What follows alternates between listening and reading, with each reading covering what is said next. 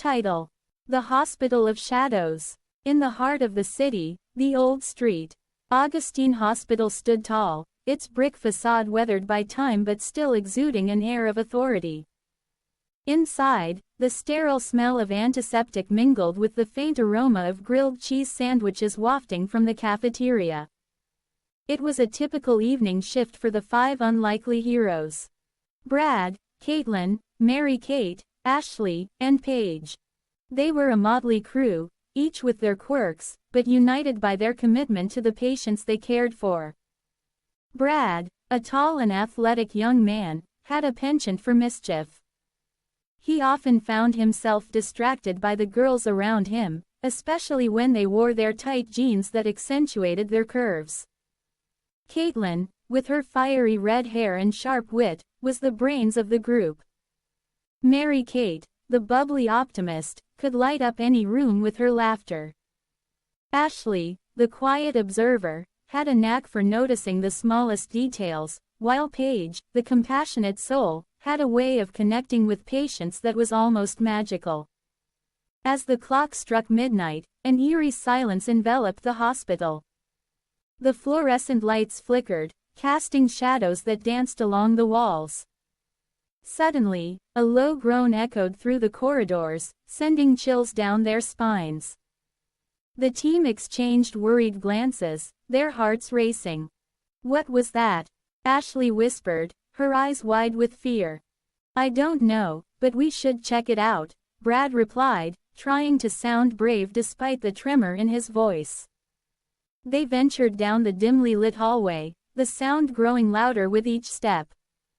As they turned the corner, they were met with a sight that would haunt their dreams. The patients, once lifeless in their beds, were now stirring, their eyes glazed over, as if awakening from a deep slumber. "Oh my God, they're alive!" Mary-Kate gasped, taking a step back. "Or something worse," Caitlin added, her analytical mind racing. "We need to find out what's happening." Suddenly, a small frog hopped across their path, causing Paige to squeal in surprise. "What is a frog doing in a hospital?" she exclaimed, her heart still pounding. "Maybe it is a sign," Brad joked, trying to lighten the mood, but his eyes were fixed on the patients, who were now slowly rising from their beds, their movements jerky and unnatural. "Focus, Brad," Caitlin snapped. "We need to figure out how to stop this." Just then, a friendly puppy bounded into the hallway, wagging its tail and barking excitedly. It seemed oblivious to the chaos around it, bringing a moment of levity to the tense situation. "Where did you come from?" Ashley asked, kneeling to pet the dog, which promptly licked her hand. "Maybe it is here to help us," Paige suggested, her voice softening as she watched the puppy playfully dart around their feet. As the group strategized, they realized they needed to find the source of the infection. "It has to be in the cafeteria," Caitlin deduced. "That's where the grilled cheese sandwiches were being prepared. If the food was contaminated, it could explain the patient's strange behavior." With the puppy leading the way, they raced to the cafeteria, where the smell of melted cheese still lingered in the air. They found the kitchen in disarray, pots and pans scattered, and a strange green substance oozing from the refrigerator. "What is that?" Mary-Kate asked, wrinkling her nose. "It looks like some kind of mold," Caitlin replied, her scientific instincts kicking in. "If we can neutralize it, we might be able to reverse whatever it did to the patients." Brad, feeling emboldened by the urgency of the situation, grabbed a nearby bottle of cleaning solution. "Let's douse it and see what happens," he declared, his bravado masking his fear. As they worked together, the puppy barked excitedly, darting around their legs, while the frog reappeared, hopping curiously toward the green substance. With a final spray of the cleaning solution, the mold fizzled and disappeared, leaving behind a faint glow. "Now, we wait," Caitlin said, her heart racing as they returned to the patient ward. Moments later, the patients began to blink, their eyes clearing as they returned to their senses. Confusion turned to relief as they recognized their surroundings and the faces of their caregivers. "You did it," Ashley cheered, throwing her arms around Paige and Mary-Kate. Brad, caught in the moment, couldn't help but admire the way the girls looked in their tight jeans, but quickly shook his head, focusing on the task at hand. As the hospital returned to normal, the puppy curled up at their feet, and the frog settled nearby, as if it had been part of their team all along. They had faced the unknown together, and in the process, forged a bond that would last long after the night was over. "Next time, let's just stick to grilled cheese sandwiches without the mystery," Brad joked, earning a round of laughter from the girls. And as they shared stories of their wild night, the shadows of the hospital faded, replaced by the warmth of friendship and the promise of new adventures.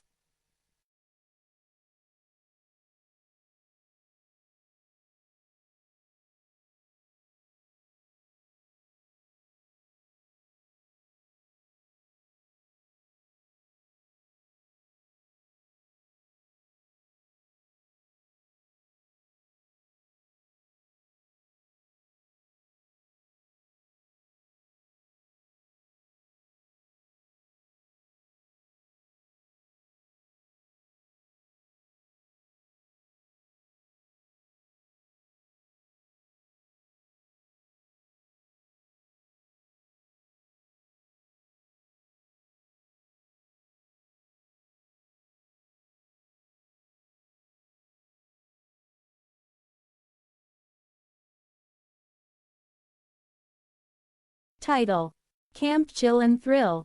The sun was just beginning to rise over Camp Evergreen, casting a golden hue across the dewy grass. Brad and Mary-Kate, the camp's trusty staff members, arrived early to prepare for the influx of campers.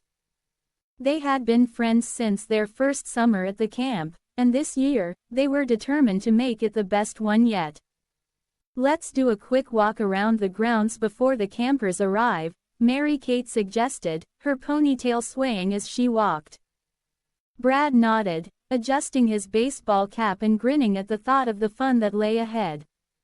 As they strolled through the camp, they admired the rustic cabins, the sparkling lake, and the towering trees that surrounded them. The air was filled with the scent of pine and the distant sound of birds chirping. Everything felt perfect. They even spotted a few squirrels chasing each other, adding to the idyllic scene.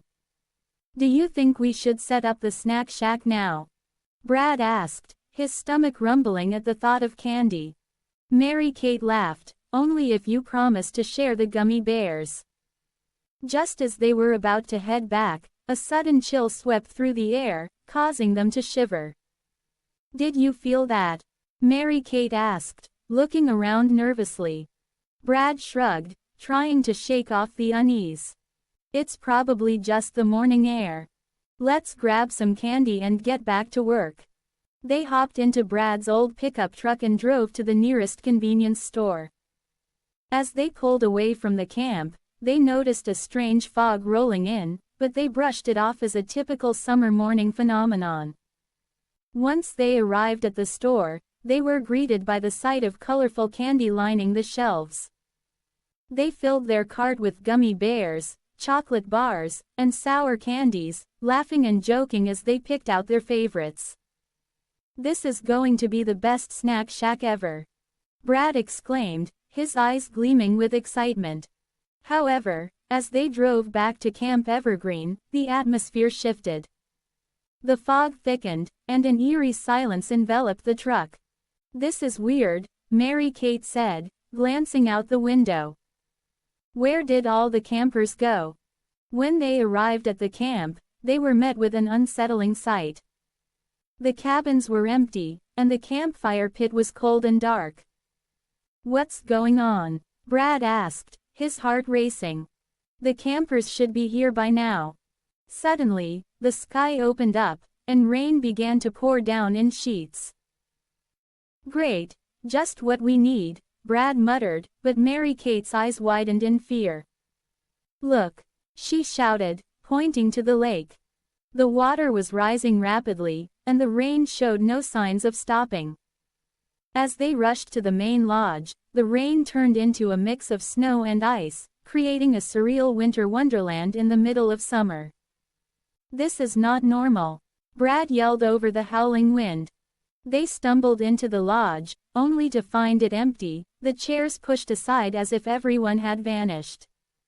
Meanwhile, the campers had arrived, blissfully unaware of the chaos brewing outside.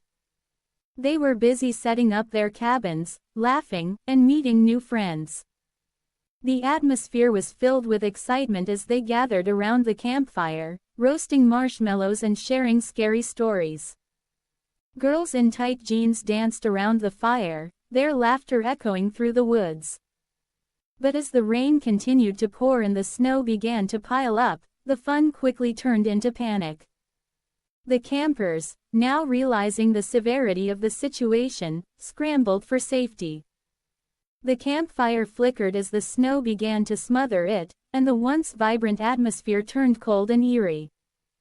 Back in the lodge, Brad and Mary-Kate were frantically trying to figure out what to do.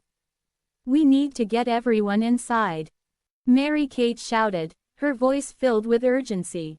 They rushed outside, only to find the campers huddled together, their faces pale with fear. "Everyone, follow us," Brad yelled, leading the group back to the lodge. They managed to gather everyone inside just as the storm reached its peak. The sound of the rain and snow pounding against the roof was deafening, but inside, they found solace in each other's company. As the night wore on, they lit candles and played games to keep spirits high. The campers shared stories, laughter, and even a few dance moves, transforming the lodge into a cozy haven amidst the storm. Brad and Mary-Kate watched as friendships blossomed, and the fear from earlier began to fade. Just when they thought the night couldn't get any better, someone suggested a rock concert in the lodge. With a makeshift stage set up using tables and a few flashlights, the campers took turns showcasing their talents. The atmosphere was electric, filled with music, laughter, and the occasional off-key note that only added to the charm of the night. As the storm raged outside, the campers found warmth in their camaraderie, sharing candy from the snack shack and playing cards late into the night. Brad and Mary-Kate exchanged glances, relieved that despite the chaos, they had managed to create a memorable experience. Eventually, the storm began to subside, and the rain turned into a gentle drizzle. The campers, exhausted but happy, settled down for a movie night, snuggled under blankets as they watched classic camp films. The lodge was filled with laughter and the smell of popcorn, a stark contrast to the wild weather outside. As the night came to a close, Brad and Mary-Kate looked around at the smiling faces, realizing that sometimes, the scariest moments can lead to the most unforgettable memories. They had faced the storm together, and in the end, it only brought them closer. "Next year, let's just stick to candy and campfires," Brad joked, and Mary-Kate laughed, agreed. "But I wouldn't trade this experience for anything." And with that, they settled in for the night, grateful for the chaos that had turned into a night of laughter, friendship, and unforgettable memories at Camp Evergreen.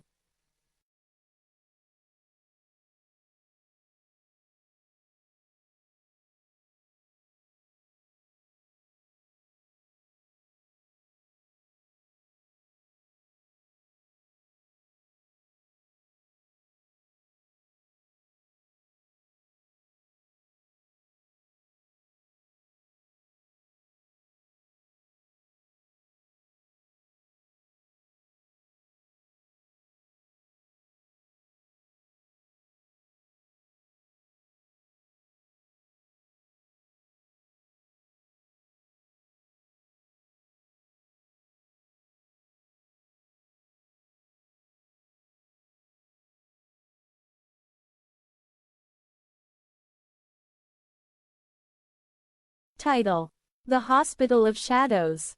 In the heart of the city, Nestled between towering skyscrapers, stood the once bustling street. Elmo's Hospital. It had been a beacon of hope, but now, a dark cloud loomed over it. An unknown disease had swept through its halls, infecting every patient. They had become something other than human. Zombies, vampires, witches. Creatures of the night that roamed the sterile corridors, their eyes glowing with an eerie hunger.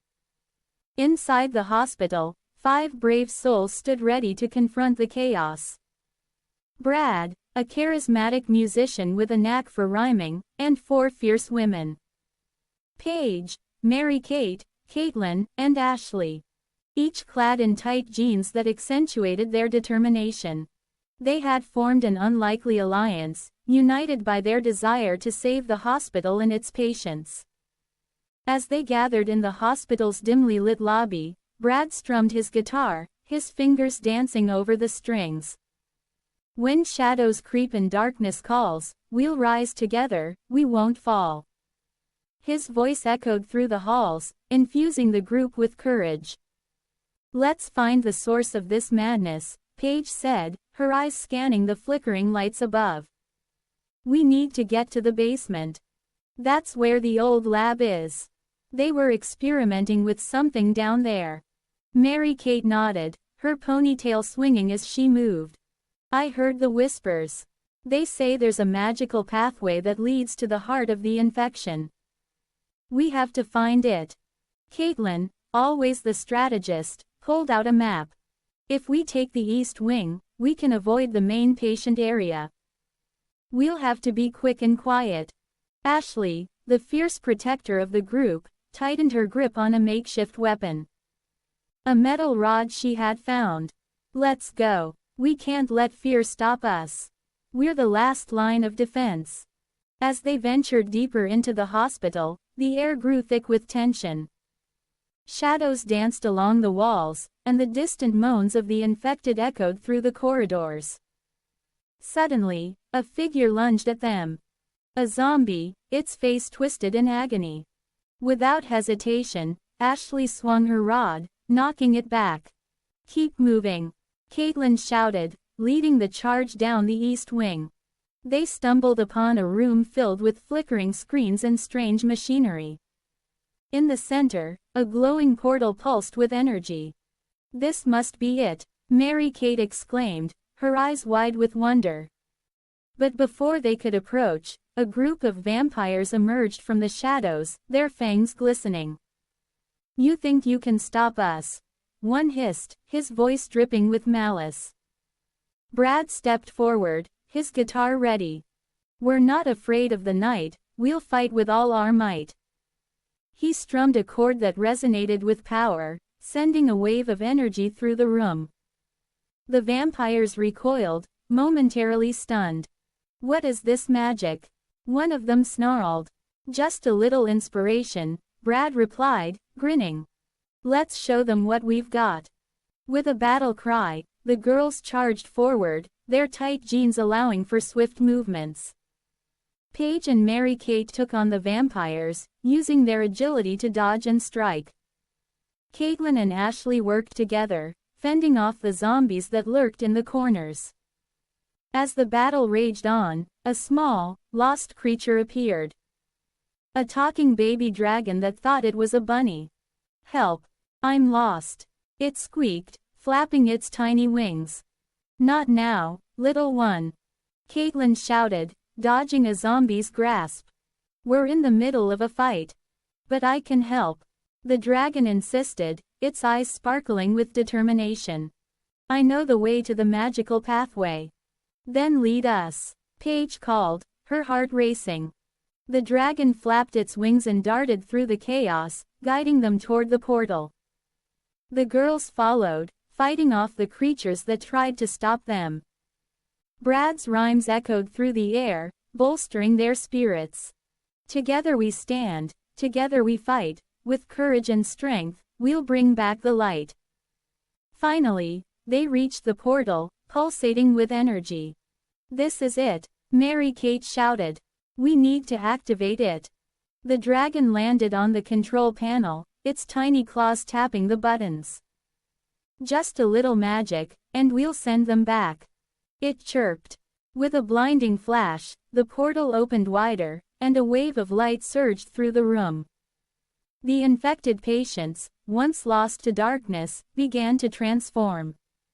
The zombies returned to their human forms, the vampires shrank back into shadows, and the witches lost their malevolent powers.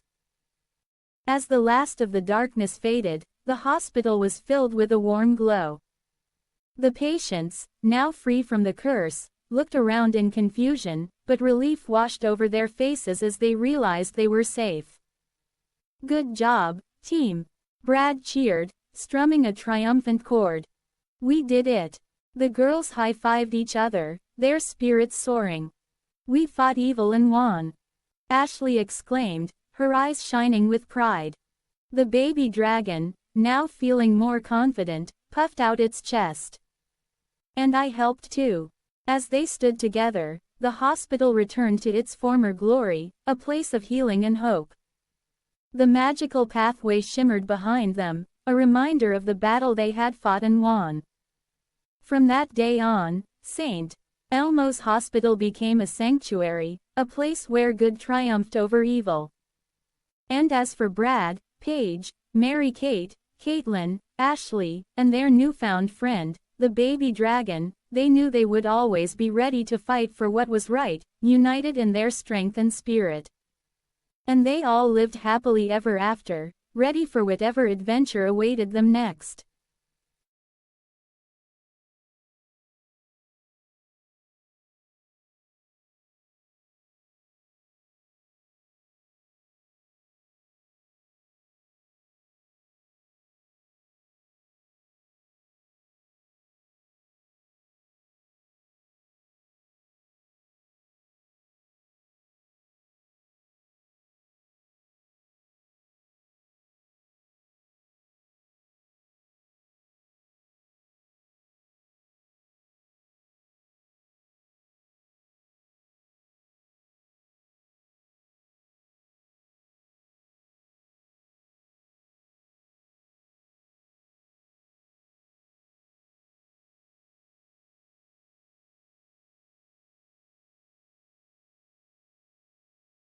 Title: Autumn Whispers.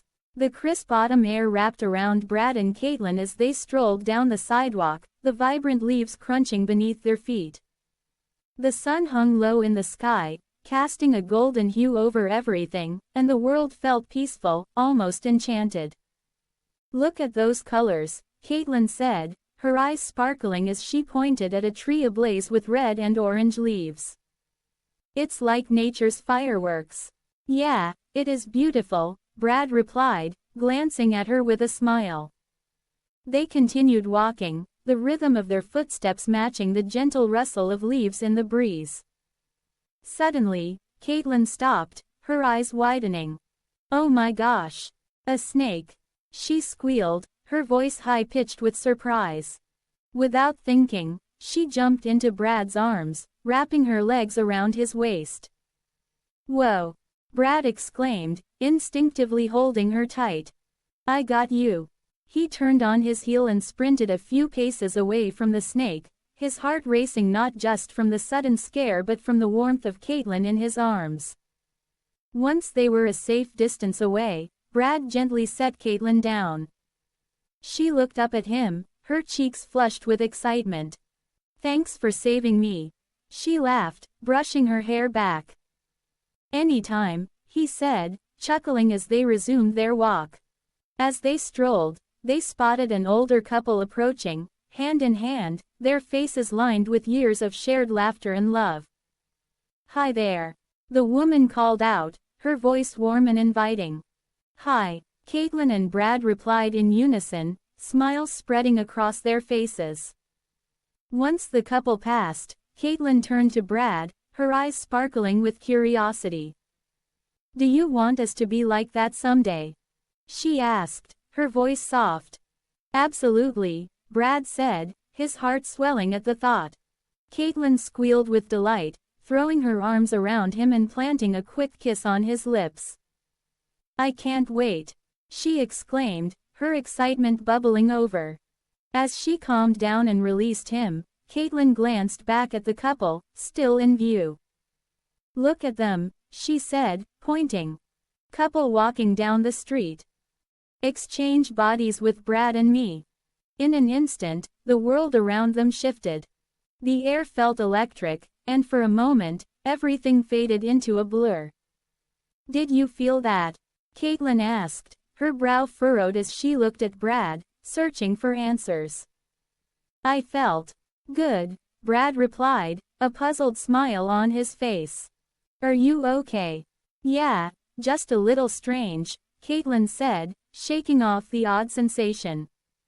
She leaned in, giving him another hug and a quick kiss. "Thanks, babe.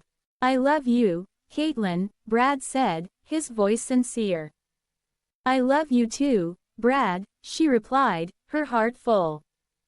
They shared another kiss, lingering for a moment before Caitlin took his hand, intertwining their fingers. As they walked, Caitlin spotted a young couple ahead, laughing and playfully nudging each other. "Do you wish we were young again?" she asked, glancing at Brad. Brad looked at her, his expression thoughtful. "I'm just glad to be with you, no matter our age." Caitlin smiled, her heart swelling with affection. They kissed again, a sweet moment shared between them, before continuing down the sidewalk, blissfully unaware of the powers they had once held. Eventually, they arrived back home, feeling the weight of the day settle in. "I'm so tired," Caitlin said, yawning as they stepped into the living room. "Me too," Brad replied, sinking into the couch. They curled up together, the warmth of each other's presence lulling them into a peaceful sleep. As they dozed off, the world outside continued to change, but for Brad and Caitlin, time stood still. They drifted into a deep slumber, never to wake again, leaving behind the whispers of autumn and the magic of their love.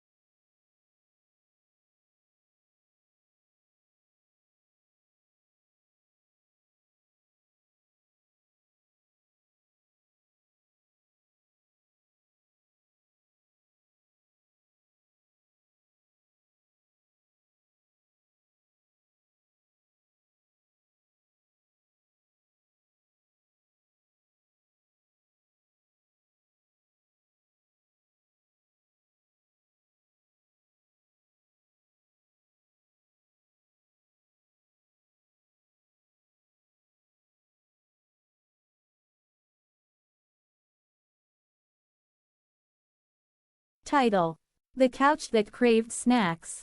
Once upon a time in the quirky town of Snackville, 4 friends, Mary, Kate, Paige, and Caitlin, decided to have a movie night at Mary's house. The girls were excited, dressed in their tight jeans that hugged their curves just right, and ready for a night filled with laughter, popcorn, and maybe a few scares. Mary had recently acquired a vintage couch from a garage sale, which she proudly named Chester. Chester was no ordinary couch. It had a reputation for being a bit hungry. The previous owner had warned Mary that Chester had a peculiar habit of snacking on anything left on it. But Mary, being the adventurous spirit she was, thought it would be a fun addition to their movie night. As the girls settled in, they piled bags of chips, popcorn, and candy on the coffee table, completely unaware of Chester's insatiable appetite. The movie they chose was a horror flick titled The Haunted Snack Shack, which promised to be both terrifying and hilarious. "Okay, let's get this party started," Paige exclaimed, grabbing a handful of popcorn and plopping down on Chester. The couch creaked ominously, as if it were waking up from a long slumber. "Did you hear that?" Caitlin asked, her eyes wide. "I think it just growled." "Don't be silly. It's just an old couch," Kate laughed, but she couldn't shake the feeling that Chester was watching them. As the movie played, the girls shrieked and giggled at the jump scares, but they also kept an eye on the snacks. Every time someone reached for a chip, Chester seemed to shift slightly, almost as if he were inching closer to the table. "Okay, who's going to get more snacks?" Mary asked, glancing at the empty bowls. "I'll go," Caitlin volunteered, standing up. As she walked towards the kitchen, Chester let out a low rumble, startling her. "Did you hear that?" she squeaked. "It's just the movie," Paige reassured her, but even she felt a shiver run down her spine. Caitlin returned with a fresh bowl of popcorn, but as she set it down, Chester made a loud, exaggerated groan. The girls burst into laughter, convinced that the couch was just being dramatic. "Maybe it is hungry for popcorn," Kate joked, tossing a piece onto Chester. To their surprise, the couch seemed to swallow it whole, the fabric stretching as if it were chewing. "Okay, that's weird," Mary said, her laughter fading. "Did you guys see that?" "Let's test it," Paige suggested, tossing a handful of chips onto Chester. The couch gobbled them up, and the girls erupted into a fit of giggles mixed with nervousness. "Chester's a snack monster," Caitlin declared, her eyes sparkling with mischief. "We should feed him more." As the movie reached its climax, the girls became bolder, tossing snacks at Chester like they were feeding a pet. The couch continued to devour everything they offered, and soon it was overflowing with crumbs and wrappers. Suddenly, the lights flickered, and the screen showed a ghostly figure that screamed, "Feed me."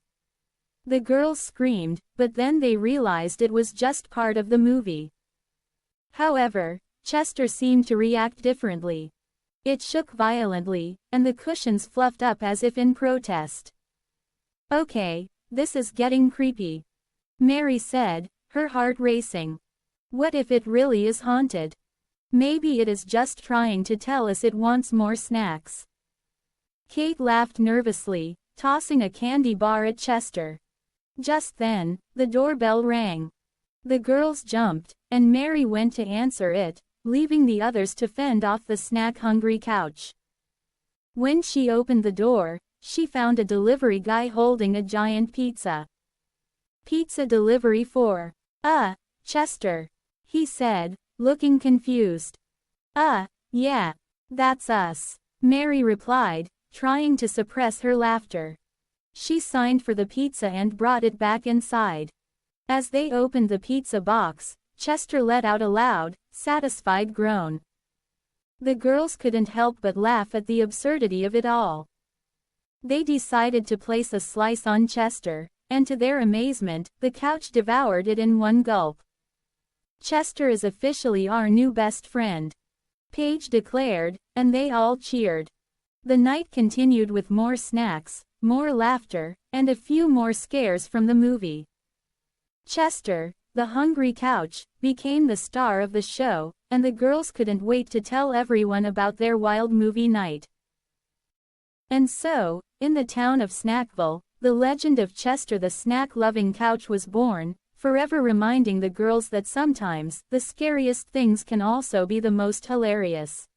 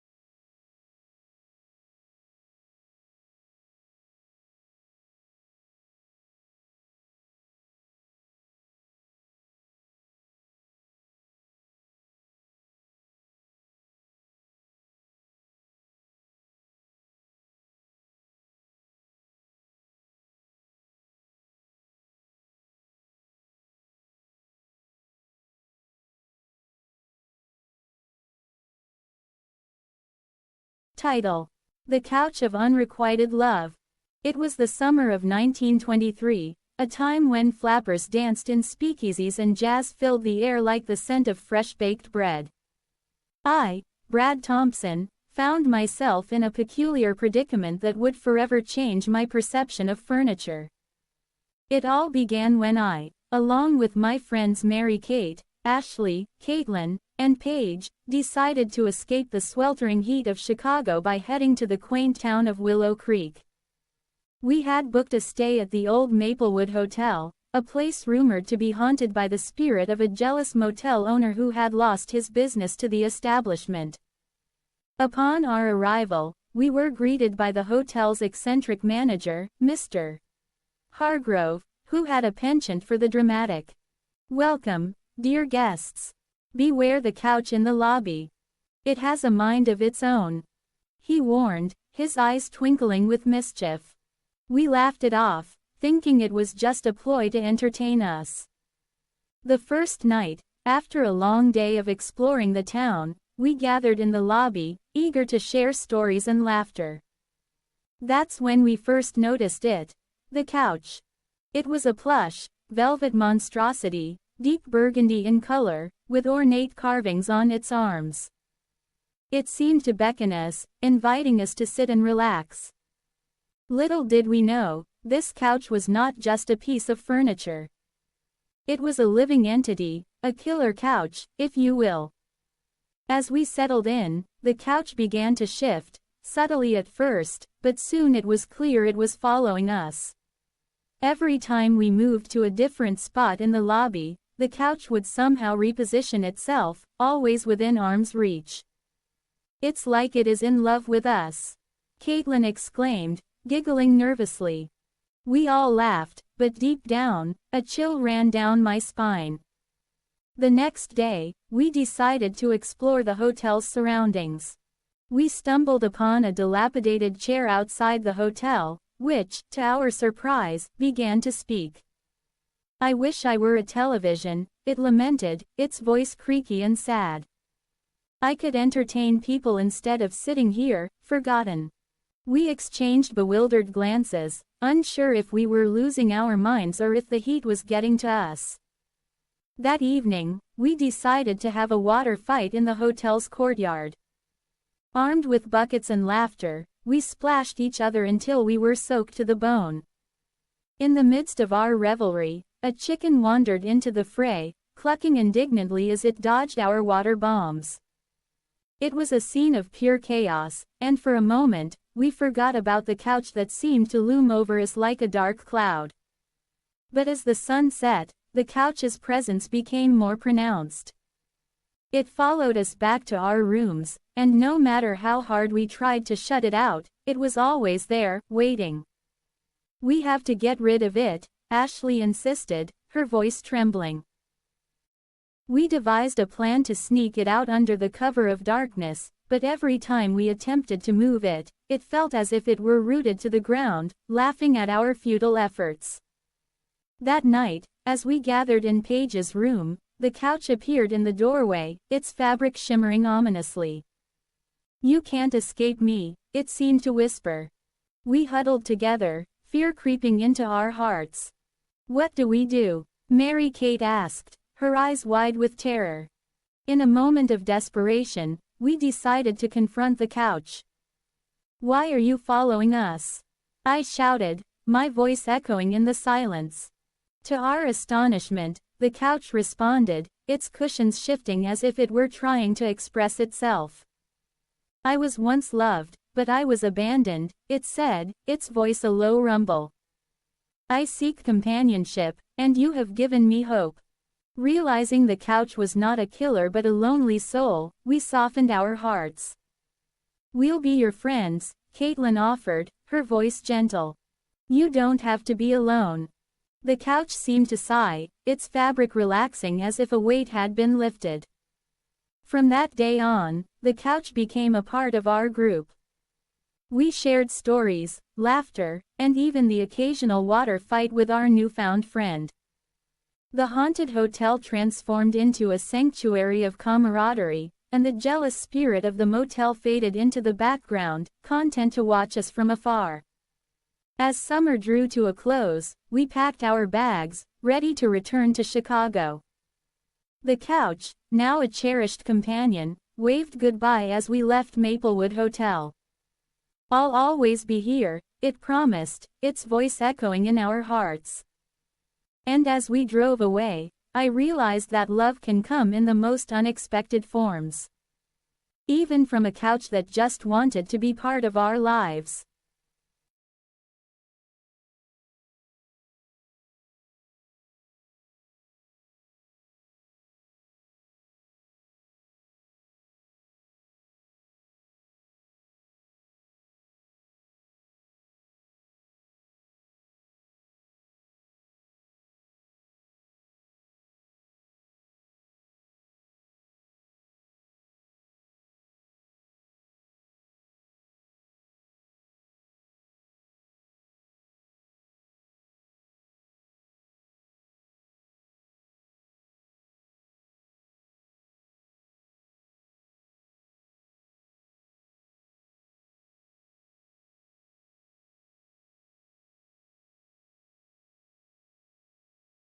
Brad's Ice Cream Dream. Chapter 1. A Taste of Summer. The sun hung low in the sky, drenching the bustling boardwalk in golden light. It was one of those perfect summer days where the air felt thick with promise, and the scent of warm waffle cones danced in the breeze. Brad stood outside his favorite ice cream parlor, a decadent scoop of mint chocolate chip melting in his hand. He was living the dream, or so he thought. Until he stole a sideways glance at Jenna. Jenna was seated on a nearby wooden bench, her long hair cascading over her shoulders. She wore tight jeans that, while stylish, molded to her legs in a way that looked suffocating. She fidgeted restlessly, gasping slightly for breath. Not from the heat, but from the internal struggle brewing within her. Brad, blissfully unaware, was lost in a delightful dance with his ice cream. Brad's backstory. A recent college graduate, Brad had spent the last 4 years buried in textbooks, dreaming of the day he could finally enjoy life unencumbered. Now, with the world before him, he craved adventure, spontaneity, and the heady perfume of freedom. Jenna's motivation. Jenna, on the other hand, faced the fading summer with a different perspective. A budding artist trying to make a name for herself, she felt the pressure to succeed while navigating her turbulent home life. While she projected an air of confidence, underneath, she often gasped for reassurance and connection. "Hey, you want a bite?" Brad asked, offering his cone. "Sure," Jenna replied, leaning in. As she took the scoop, their eyes locked for a fleeting second, igniting curiosity and unspoken tension. Chapter 2. The Stain of Reality. Brad was too enamored with the moment to notice the smudge of ice cream that now marked the corner of Jenna's jeans. With a playful laugh, she wiped a finger across the stain and smeared it across the denim. An instinctive act driven by a mix of humor and anxiety. "Looks like you'll have to throw those in the washer," Brad joked, his carefree laugh resonating above the noise of passing tourists. She answered with a tight smile. The jeans were a gift from her mother, a relic from a better time before life had gotten complicated. Jenna felt a wave of sadness crash over her. The very notion of washing them brought back memories she'd rather forget. Turning point. As their casual chatter continued, a boy approached, offering stain remover with a cheeky grin. "Could use this for those jeans." Brad chuckled, entirely unaware of the weight of the moment. "Thanks, but I think I'll just." Jenna trailed off, her gaze drifting as she wrestled with her emotions and the absurdity of the conversation. She felt her heart thump. This was more than just a stain. It was a reminder of all she wanted to escape. Chapter 3. Washing away worries. Later that evening, as twilight draped the boardwalk in shades of indigo and periwinkle, Brad and Jenna found themselves at her apartment, searching for the best way to clean the jeans. The atmosphere was light, filled with laughter. Until Jenna began speaking of her fears and dreams. I just feel like I'm suffocating sometimes, she admitted, the anxiety spilling from her like the melted ice cream before. Like I'm trying to get somewhere, but every effort feels like it's in vain. Brad, unexpectedly, softened. You're going to soar, he reassured her, but sometimes you've got to crash first. To learn how to fly. Subplot 1. Heart matters. Meanwhile, Brad was wrestling with his own ambitions. He had hoped to travel the world, write a novel, or paint his dreams. As he scrubbed Jenna's jeans, he came to a powerful realization. Life wasn't merely about grand gestures or perfect moments. It was about the connections we forged along the way. Subplot 2. The art of discovery. Jenna decided to showcase her work at the local art fair. This decision, fueled by the encouragement from Brad, transformed her despair into a mission. It became more than just art. It became a way for her to express her heart. Chapter 4. Turning the tide. The day of the art fair arrived. Jenna's work hung proudly on the wall while Brad watched her from a distance, his heart swelling with pride. But amidst the joyous atmosphere, she felt a familiar pain surge through her chest. The pressure to succeed was immense. There was no room for failure. As she turned to her artwork, one piece, a canvas emblazoned with swirls of color, caught Brad's eye. This is amazing, Jenna. What's the story behind it? It's a representation of struggle, she explained, her voice trembling. Every color is a part of me, fighting to be heard. That day, Jenna realized she didn't have to carry her burdens alone, nor was she defined solely by her art. The weight of her genes felt lighter in the presence of those who believed in her, especially Brad. Chapter 5. Flight and freedom. In the following months, their friendship blossomed into more. A melodic dance of laughter and discovery. They shared secrets over ice cream, tackled art projects side by side, and supported each other through sleepless nights. Brad, inspired by Jenna's strength, finally penned the first chapter of his novel, while Jenna's artwork began attracting attention. They were no longer just two souls gasping for breath. They were a team forging a path into the future. Major turning point. On an impromptu visit to the beach, Brad dropped his novel in the sand, while Jenna accidentally spilt her soda on her shirt. Instead of shying away in embarrassment, they both burst into laughter, realizing that imperfection was part of the human experience. In that moment, a sun set a brilliant hues painting the horizon. They understood that being blessed with a heart meant embracing the messiness of life. Epilogue. A journey of togetherness. Years later, at an art gallery displaying Jenna's work, a familiar sound of laughter filled the air. Brad stood beside her, no longer the naive college graduate but a passionate author with stories that intertwined with Jenna's vibrant life. Remember that time with the ice cream? Brad chuckled, nudging her shoulder. Of course. It feels like a lifetime ago, Jenna replied, her eyes sparkling with the joy of nostalgia.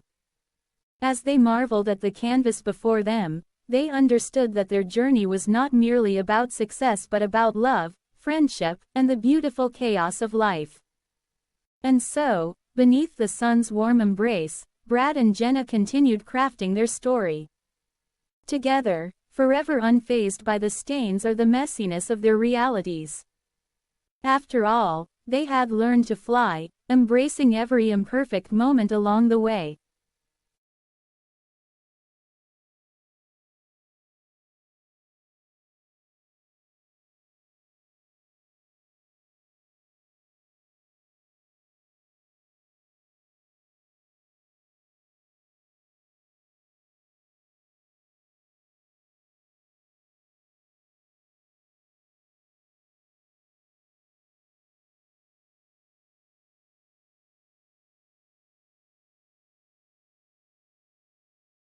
The enchanted summer of Paige, Mary Kate, Ashley, Caitlin, and Brad.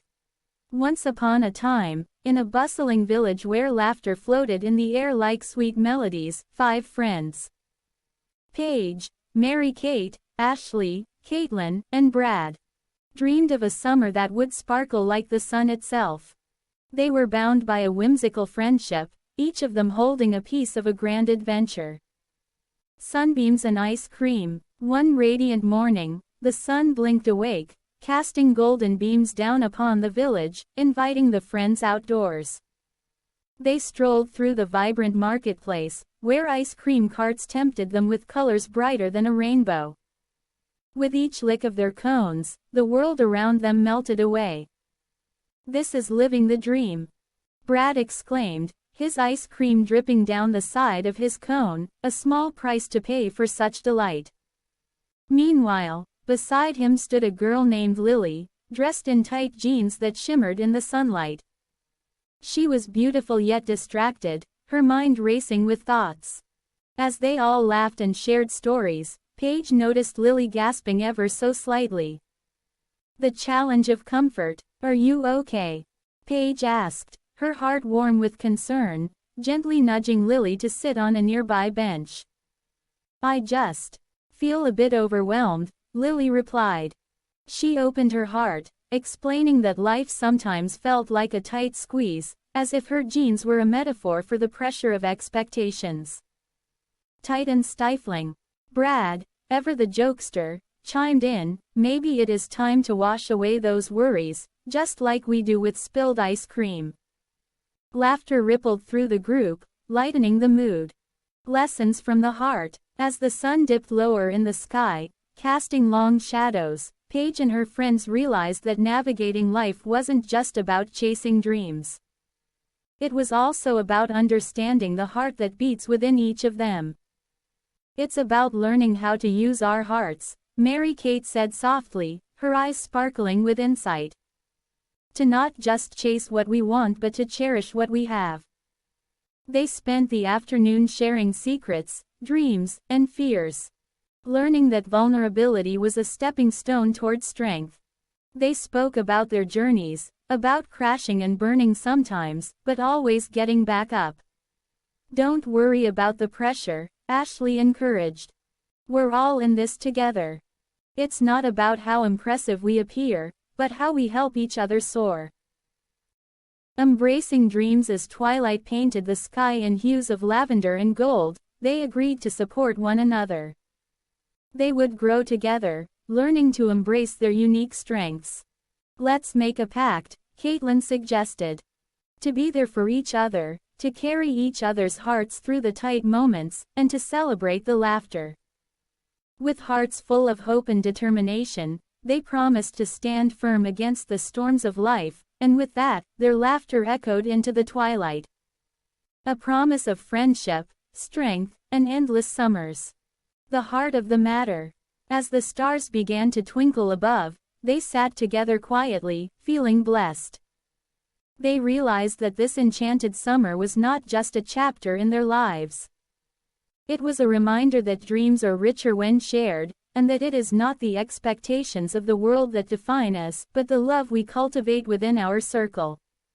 And so, with ice cream in hand and hearts wide open, Paige, Mary Kate, Ashley, Caitlin, and Brad lived their dream. Not just under the sunbeams but in every heartbeat, nurturing their friendship as the finest treasure of all. The end.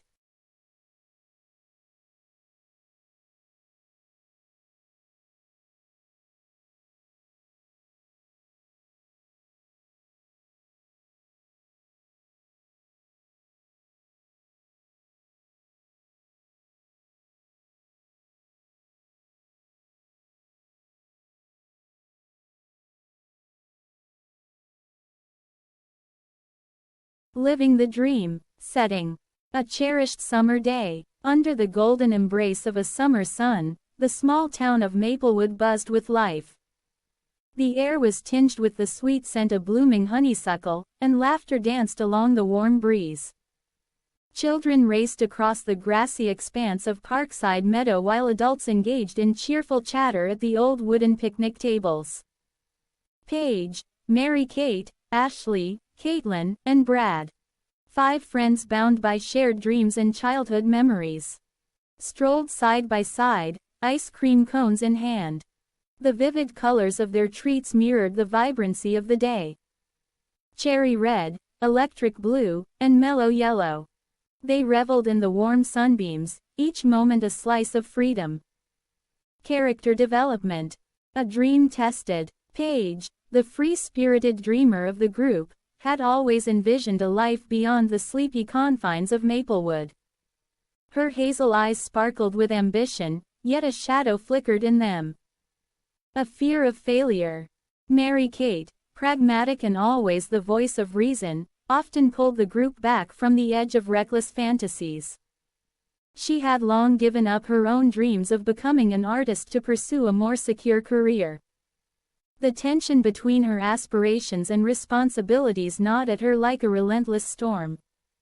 Ashley, the empathetic one, often acted as the peacemaker. Her heart brimmed with sensitivity, yet she struggled to assert her own identity amidst her friends. Caitlin, the jokester, filled the air with laughter. She wore a mask of humor, hiding moments of insecurity that bubbled beneath the surface. And Brad, with his laid-back charm, was the wild card. He was the glue of the group but secretly wrestled with feelings of inadequacy. Turning point 1. The ice cream incident. As they shared jokes and licked their melting ice cream, Caitlin suddenly gasped. The sticky pink of her cherry cone dripped down her arm, creating chaos. "Oh no, my jeans!" she cried out, panic etched on her face. The carefree facade shattered. The group erupted into laughter, but Caitlin's face burned with embarrassment. "It's just a little stain, come on," Brad said, trying to ease the tension. Yet Caitlin, feeling suffocated by her tight jeans, rushed towards the park restroom. In that moment of isolation, she reflected on the external pressures she'd felt all her life. What to wear, how to act, who to be. As Caitlin splashed water on the stain, she caught a glimpse of herself in the mirror. Her reflection refused to hide behind the cool facade any longer. Perhaps it was time to shed that which no longer served her. She stepped out and announced, "I'm done trying to fit in." Turning point 2. The conversation under a tree later, they gathered under the sprawling branches of an ancient oak tree, its leaves dancing gently in the breeze. The atmosphere shifted, and tensions that had been simmering began to surface. Mary-Kate gazed up into the foliage, her voice breaking the silence. "I'm tired of just living life to survive," she confessed. "I want to reclaim my dreams."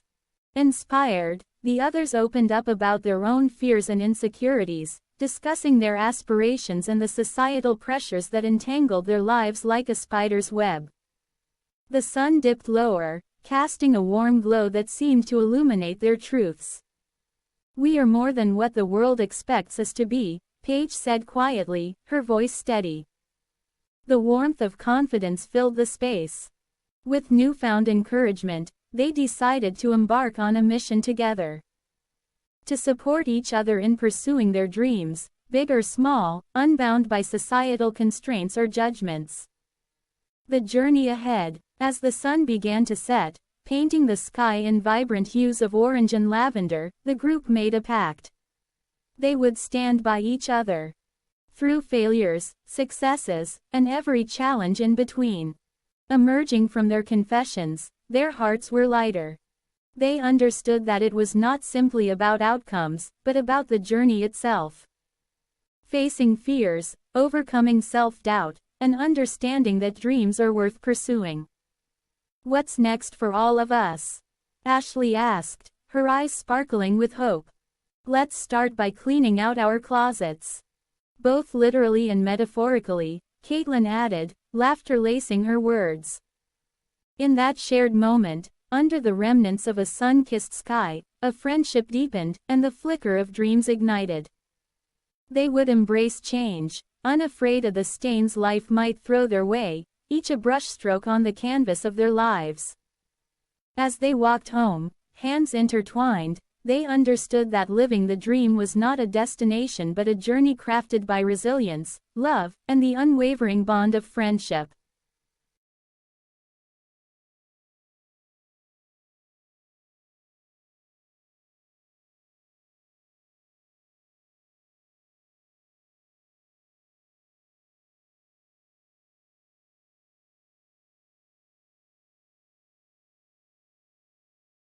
The Dreamers of Sunbeam Grove.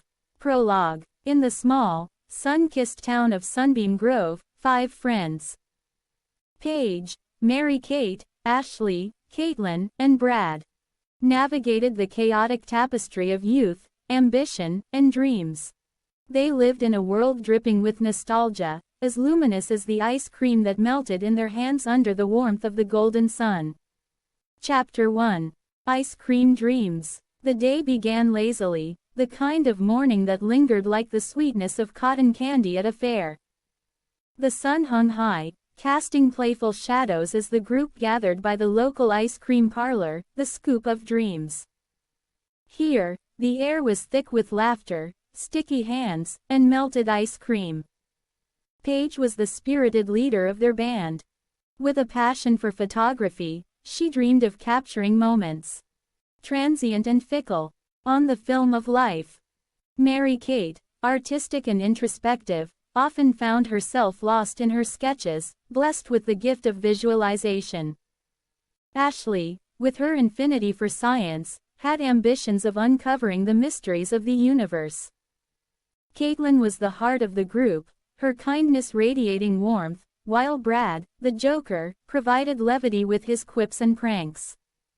The dream. As they indulged in scoops of vibrant flavor, Caitlin sat beside Brad, her tight jeans hugging her form, yet she found herself gasping for breath from a different kind of compression. The weight of expectations pressing down on her. "Life's a tricky thing," she said, her voice barely rising above the chatter. "Sometimes, I feel like we're all just trying to keep these facades up until it suffocates us." "Oh, come on," Brad chuckled, flicking a drop of cherry ice cream at her. "We're just living the dream, aren't we?" But behind her smile lay a storm cloud of worry. Caitlin had always carried a burden. The incessant need to please and fit in. Deep within her, she silently questioned her worth. Chapter 2. The Stain of Fear. After their ice cream rendezvous, reality came crashing in like thunder. As they parted ways to tackle the day ahead, Caitlin felt anxious about her presentation in school the next day. A test of her self-worth. Meanwhile, Paige prepared for an important photography competition, hoping to secure a scholarship. The weight of their dreams painted a duality. Excitement and dread. In the midst of this, Brad became entangled in his own labyrinth. His dreams of comedy overshadowed by the fear of failure. "Remember," Ashley advised him during their late-night brainstorming session, "dreams don't fly if they're confined in a nest built on fear." Turning point 1. The fall. That very night, an unexpected event would alter the trajectory of their lives. While studying in the park, a thunderstorm struck, prompting the gang to seek refuge in the nearby old library. Within its dusty confines, they stumbled upon a forgotten tome that spoke of the wings of dawn. An ancient artifact said to grant its bearer clarity and courage. The legends whispered of those who dared to search and discover their true path. "Imagine if this is real," Ashley exclaimed, her scientific curiosity ignited. "We should find it," encouraged Paige, her adventurous spirit awakened.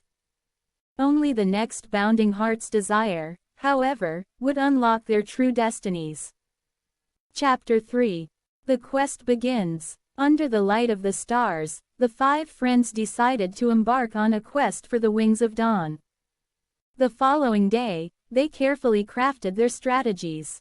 Each character's motivations were interwoven into this journey. They were not merely searching for an artifact but for their dreams and identities amidst the chaos of adolescence.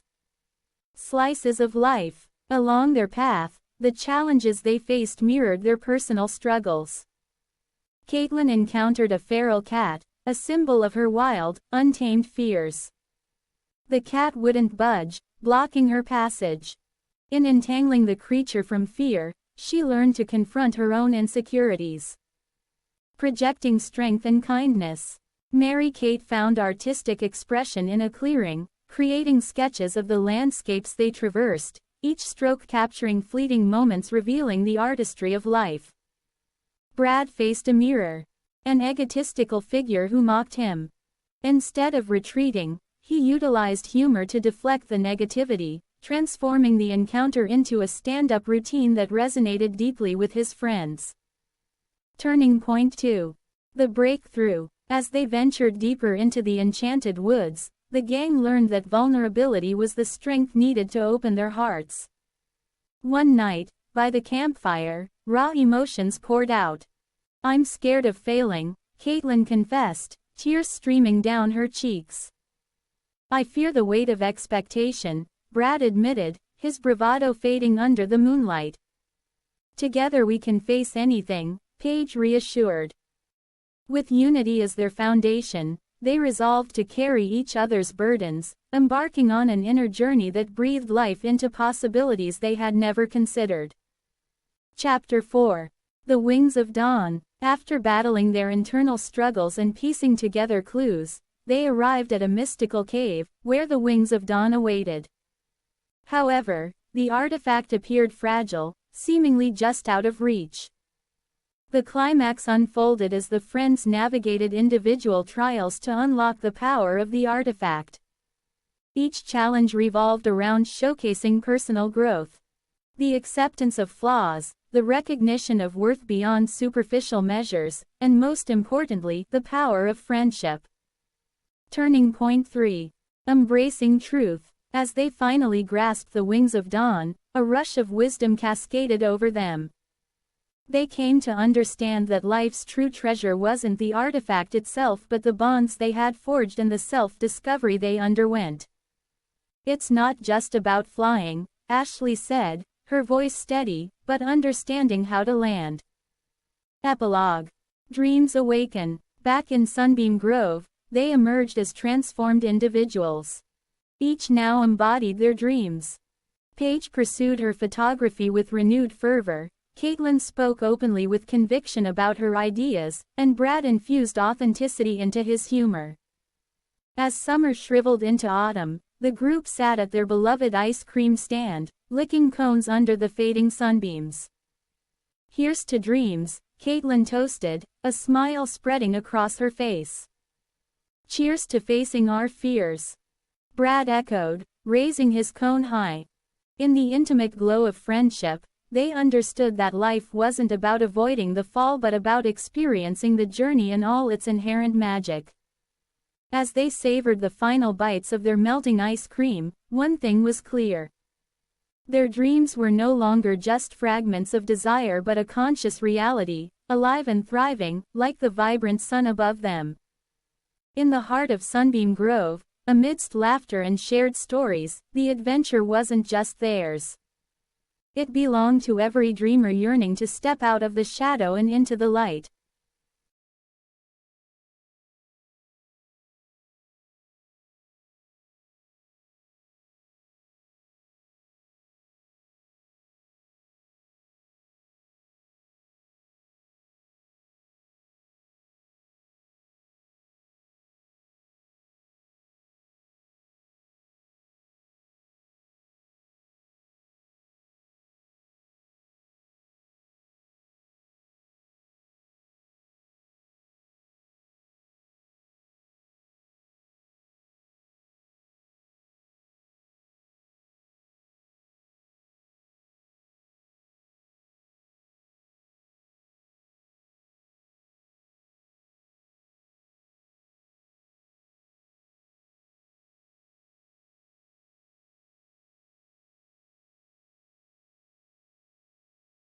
Meanwhile, Brad's career was at a precipice.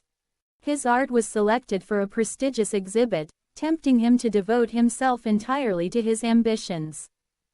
Yet, in the back of his mind was the memory of Sarah, and his overridden emotions tangled around the proposal as tightly as shoelaces in a lawnmower. He longed to understand Sarah's struggles.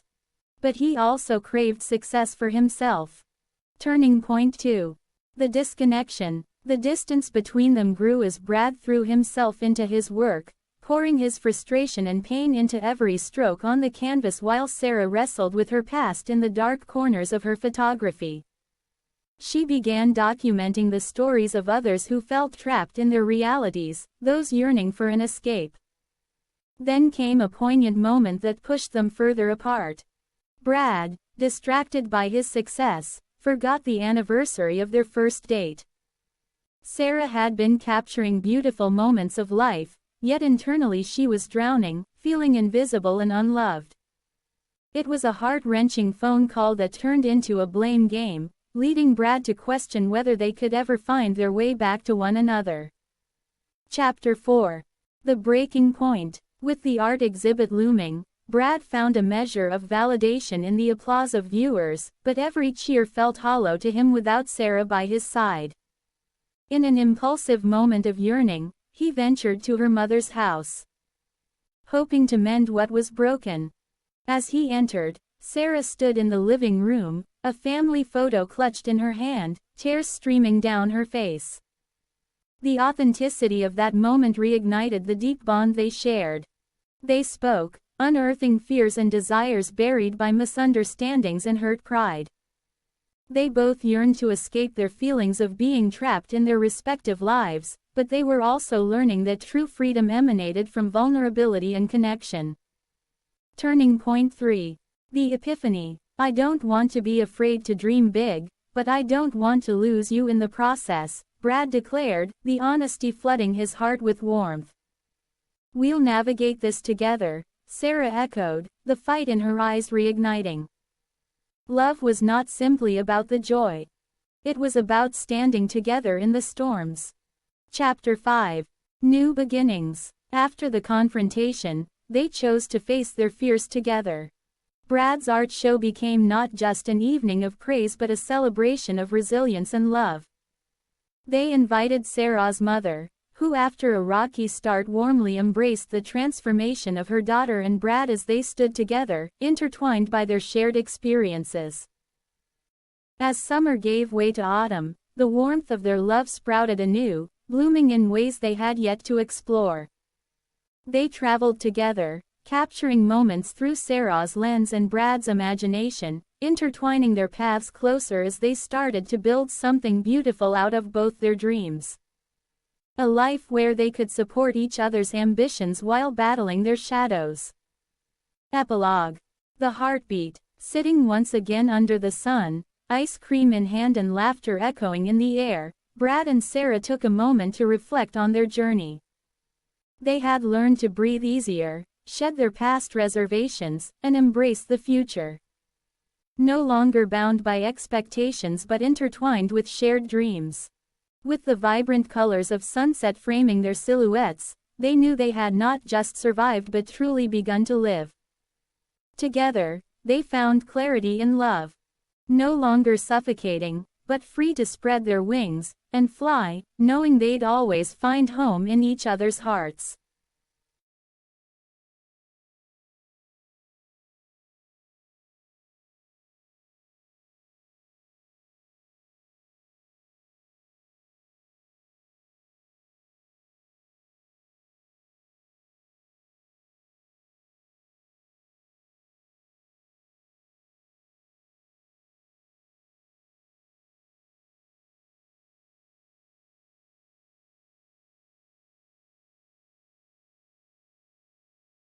Living the Dream. An Adventure Beneath the Sun. Chapter 1. A Day of Bliss. In the small coastal town of Windermere, Brad felt like the luckiest man alive. The sun hung high in the sky, casting shimmering beams over the golden sands, while the salty air wafted through the beach, mingling with the sweet scent of ice cream from the nearby stand. He was, in every sense of the phrase, living the dream. Beside him stood Mira, a girl who had become his unexpected companion. Dressed in tight jeans that accentuated her figure, she smiled brightly, her long hair dancing in the gentle breeze. Brad had met Mira at a local cafe a few weeks prior, drawn to her laughter that seemed to resonate harmoniously with his own adventurous spirit. "Can you believe this?" Mira said, her eyes sparkling as she held an overflowing cone of mint chocolate chip ice cream.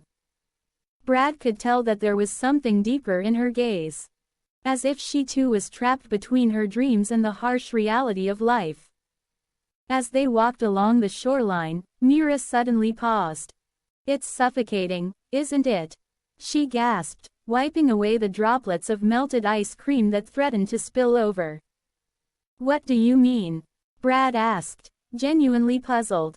"The pressure to conform, to meet expectations," she sighed, her gaze drifting to the horizon. "Sometimes I feel like I can't breathe." Chapter 2. Unseen Battles. Their ice cream cones became a metaphor for their lives. Sweet on the surface but beginning to melt under the weight of anxiety and societal pressures. As they made their way back to the cafe, Mira confided in him about her struggles. Her dreams of becoming an artist, her family's expectations of her studying law, and the weight of always trying to please everyone. "I'm trying to get some clarity, you know," she admitted. "But it feels like before I can find myself, I'm going to suffocate under it all." Brad could empathize deeply. He had dreamed of being a musician, but after many failed attempts to break into the industry, he'd settled into a mundane desk job. The weight of his unfulfilled aspirations felt heavy in his chest too. As he glanced down at Mira, an idea sparked within him. "Let's do something memorable together," he proposed. "A weekend adventure. Just you and me. No distractions." "I'd love that," she replied, her eyes lighting up with a newfound excitement. Chapter 3.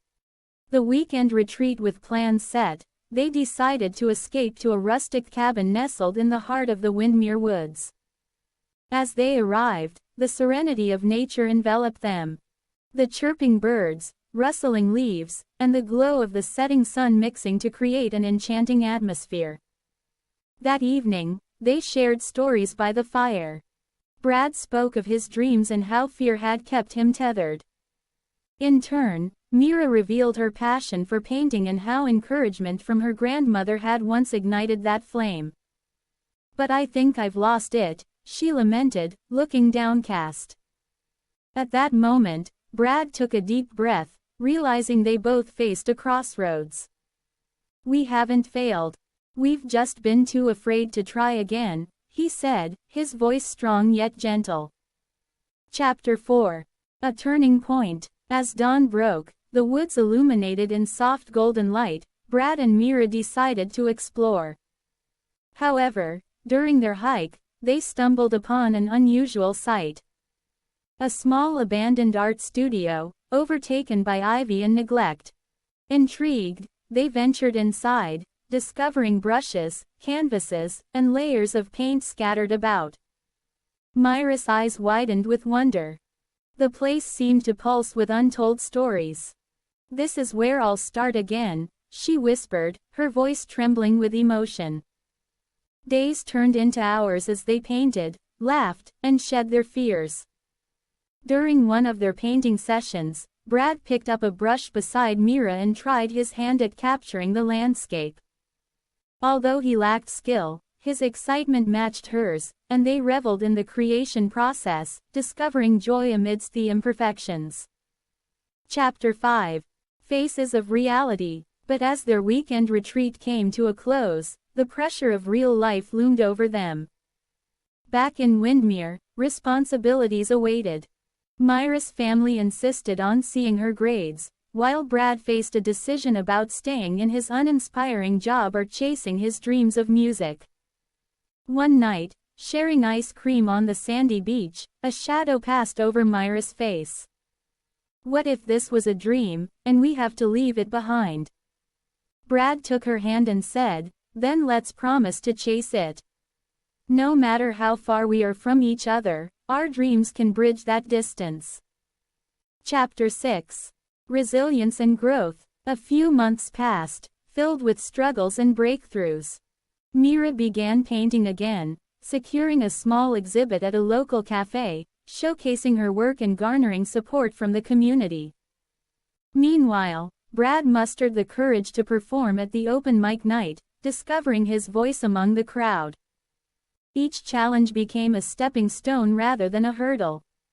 The defining moment came during Myra's exhibition, where Brad performed his original song inspired by their adventures. The crowd's applause resonated deeply, and as he looked out at the smiling face of Mira, he realized their bond had evolved, woven with creativity and shared dreams. Epilogue. Beyond the horizon. Though Brad and Mira returned to their lives, they never forgot the dream they had fostered together.